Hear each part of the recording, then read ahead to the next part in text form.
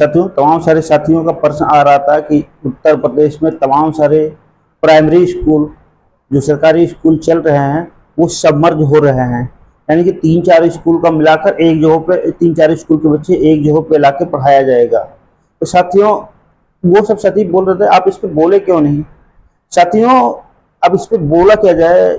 जो इस समय जो सरकार चल रही है, जिस पार्टी की सरकार है, जिस विचारधारा की सरकार है, ये सरकार आज से नहीं, आज से काफी समय पहले से ही, जब से ये सत्ता में आई है तब से जो सरकारी उपक्रम हैं, जितने भी सरकारी उपक्रम रहे हैं, धीरे धीरे करके एक एक करके बेचना शुरू कर दी है। बहुत सारे सरकारी उपक्रम बेच चुकी है। आज आप देख रहे होंगे बनाने वाला कोई भी सरकारी उपक्रम बना नहीं है, इन सभी उपक्रम को बेचा गया है। तो साथियों, जब ऐसी सरकार है जो उपक्रम को बेचने का काम कर रही है, तो इन सरकार को सामने जो है स्कूल बेचना कोई मामूली बात है नहीं। लेकिन एक सोचने वाली बात यह है, मंदिर अगर बन रहा है उससे पुजारी निकलते हैं और भिखारी निकलते हैं, लेकिन यदि एक स्कूल बन रहा है, एक स्कूल सही से चल रहा है, तो वहां से एक शिक्षित वर्ग बाहर निकल के आता है। शिक्षित वर्ग, वो शिक्षित वर्ग को ये सरकार निकालना नहीं चाहती है। अगर शिक्षित वर्ग आगे निकल रहा है तो शिक्षित वर्ग अगर आगे निकल जाएगा तो फिर सरकार से ही प्रश्न करना शुरू कर देगा।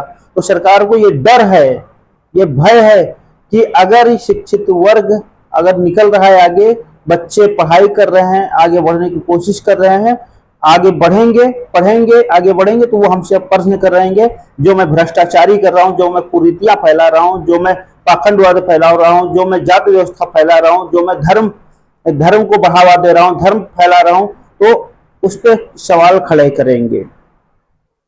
साथियों, इस डर से उत्तर प्रदेश सरकार स्कूलों को बंद करने की कोशिश कर रही है। ये बिल्कुल निंदनीय है। ये सरकार हमारे युवाओं को, बच्चों को आगे बढ़ने से रोकना चाहती है।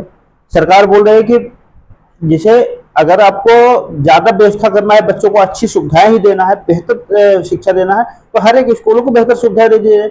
आज के डेट में एक मंत्री रहता है, एक विधायक रहता है, एक सांसद रहता है, उसके साथ में कम से कम 20 से 30 सिक्योरिटी गार्ड चलते रहते हैं। लेकिन अगर बोला जाए 30 बच्चों को पढ़ाने के लिए एक बेहतर शिक्षक नहीं दे पा रही उत्तर प्रदेश सरकार और भारत सरकार भी।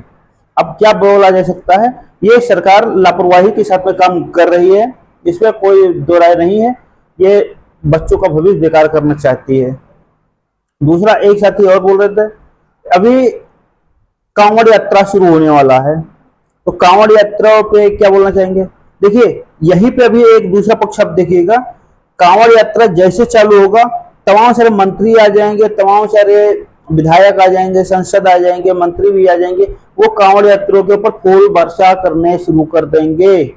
फूल बरसात इसलिए करते हैं ताकि मनुवाद जो है, मनुवाद विचारधारा तेजी से बढ़ सके। साथियों, पूजा पाठ इन सभी चीजों से, ये नहीं कह रहा हूं कि आप पूजा मत करिए, लेकिन जो ये कांवड़ यात्रा है, इससे देश आगे बढ़ने वाला नहीं है। जब तक आप पढ़ाई नहीं कर रहे हैं, जब तक आप आगे बढ़ना नहीं चाहेंगे, जब तक आपको बेहतर शिक्षा नहीं मिल पाएगी, तब तक आपके इस देश का कोई विकास होने वाला नहीं है। तो मैं सीधा यही कहना चाहूंगा, मेरा प्रयास यही है, सरकार से भी मेरा निवेदन है कि कांवड़ यात्रा के बजाय लोगों को, बच्चों को पढ़ाने के ऊपर फोकस किया जाए तो वो ज्यादा बेहतर रहेगा।